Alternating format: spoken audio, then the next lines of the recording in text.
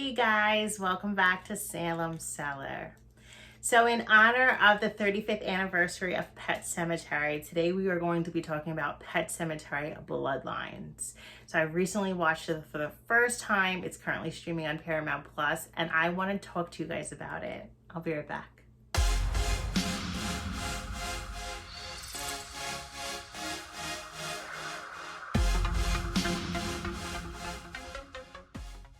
So yeah, you heard me correct in the intro. 35 years. Pet Sematary is 35 years old. Insane. Well, the movie is. So I've never been like a crazy Pet Sematary fan. They're good movies, but they're hard movies for me personally to take in. Like, I enjoy them, but it's not a movie like I can rewatch every single day. There's a lot of films like Terrifier, Saw films, Scream films. I can literally watch it from the moment I wake up to the moment I go to sleep. I can watch them while I'm eating my breakfast, my lunch, dinner.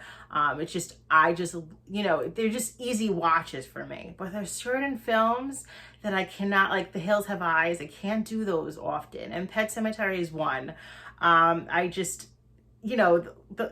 obvious reasons, the little boy getting hit by the truck, that's hard. The gross sister, like she will forever be in my nightmares.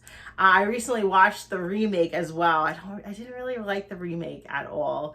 I don't like how it's switched up. Poor Gage can never catch a break. It's just something about the remake that just didn't do it for me.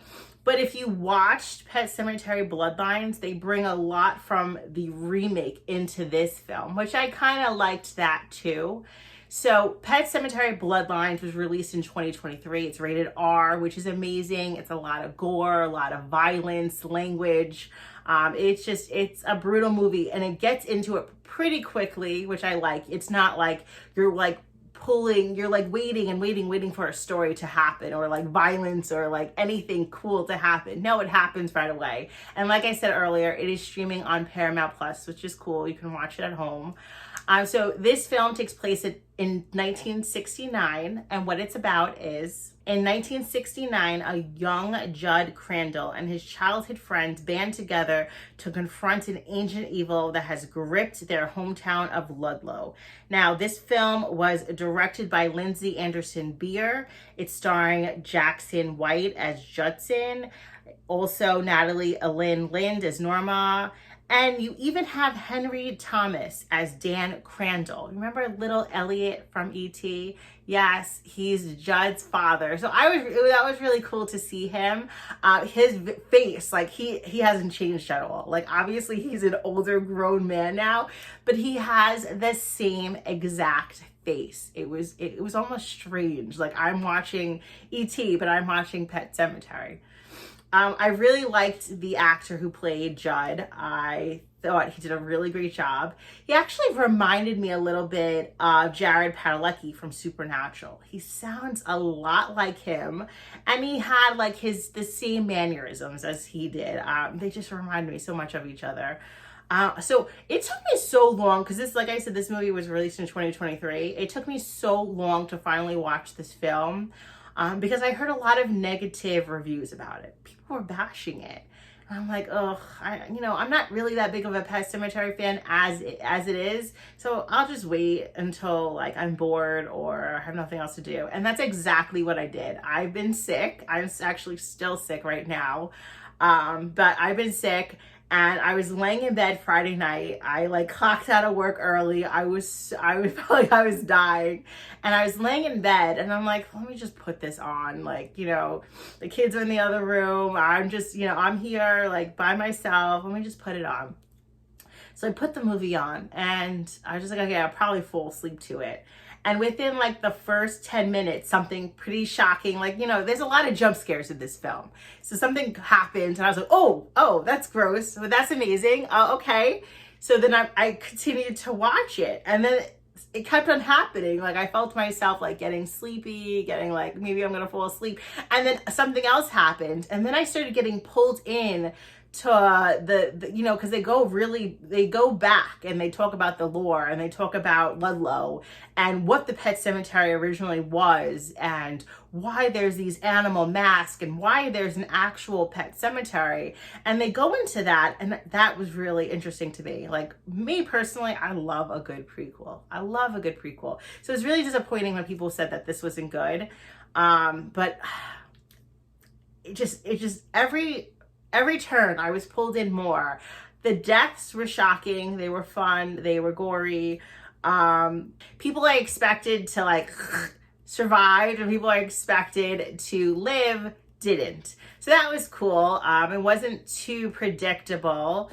I also really liked that they brought like the Native American aspect into it. They actually had Native American characters being Native American characters, which was cool. I could appreciate that. It was a good flow. It didn't feel like I was watching a dragged out movie. It got right to the point. It was dark, but also very interesting. And it ended, the ending, I really enjoyed the ending. It gave me chills. And it made me want to rewatch the original Pet Sematary again. I actually rewatched the remake right after, only because it started playing right after this film. I'm like, let me watch this again. But it made me want to watch more of it. So I enjoyed this film. I liked it. I thought it was a good movie. It was like, obviously there's some holes in it if you really think about it. And there's a little bit of spoilers just watching the movie, because you're introduced to Jud's girlfriend, Norma. Now, if you remember the original film, you remember Jud's wife is named Norma. So you're like, okay, she's gonna survive. A few times I was like, maybe she's not. Like, how could she not survive if, you know, he brings her up and they were married, and in this movie they're just like dating. So yeah, that was a little bit of a spoiler. But I did enjoy it. I'm mad that I did not watch this film sooner. I wish I would have. Out of a 10, I would give it an 8. I definitely recommend for you to watch it. I think you'll enjoy it. Go into it with an open mind. Obviously, it's not like the original was a work of art. The original is horror perfection. It gets you to your core. Now, a person who watches horror, lives horror, horror, like I love it. It's my life.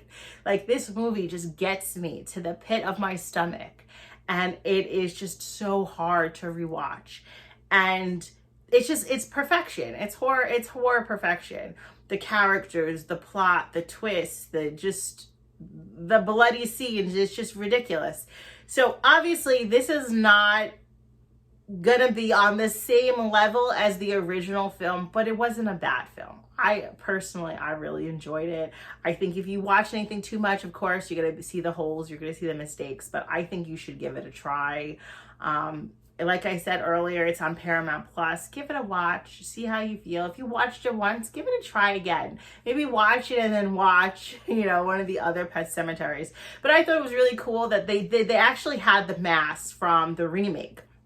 So you remember those animal masks that you see people in the beginning of the remake film, like they're kind of having like a little, I guess a dog died and having like a little parade. What do they do in New Orleans when somebody dies? It's like a little parade in honor of the person who died. Maybe, yeah, right?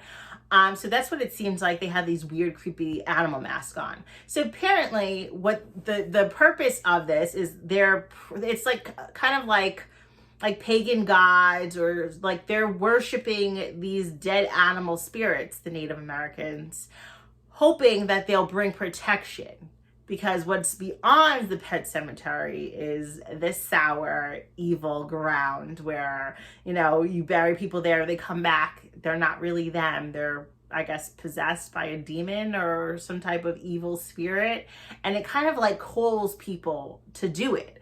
Now, what I enjoyed so much about it too is that it makes sense, because you watch these other movies, you're like, why do people keep on coming back? Like, you know, things are coming back from the ground, evil and dead, like not dead, but evil and just like horrible, like killing, and just like, why keep on doing it? And it kind of brought up in the prequel that the evil from that area is speaking to you. It's kind of like trying to lure you in, making it seem like what you're going to do is sweet and it's going to benefit you. So I thought that was pretty interesting. But another little hole that kind of bothered me is that, so Jud in this film, like, he knows exactly what burying somebody there is going to do. He's seen it happen a few times and he knows what he's supposed to do. He's supposed to be like the gatekeeper to that area and not let, like, if somebody gets buried there, you know, take control, handle that, right? Because his family, spoiler, because his family is one of like the founding families that was there. So they were like gatekeepers. So then if that's the case, then why in the first film or the remake, whatever you want to choose, is he telling his neighbor about it? Is he just being like hypnotized by the voices from, you know, the demons or the spirits, the evil spirits? I don't know, but I'm like, why would he even tell this man about this area?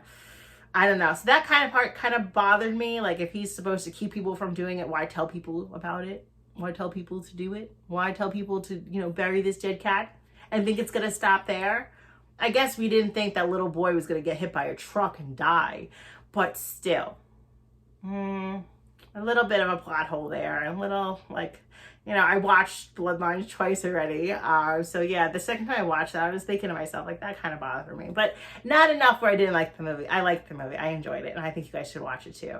All right. So comment down below. Let me know if you did watch it already, how you felt about it. And if you didn't, give it a try. If you did watch it already, watch it another time. It's on there. If you have Paramount Plus, you're paying for it anyway. Just watch it again. You're going to like it more the second time. I actually liked it more the second time I watched it too, because I watched it back to back because I've been in bed all weekend. So thank you guys so much for watching. I hope you enjoyed. I hope you're having a great day, and I will be right back.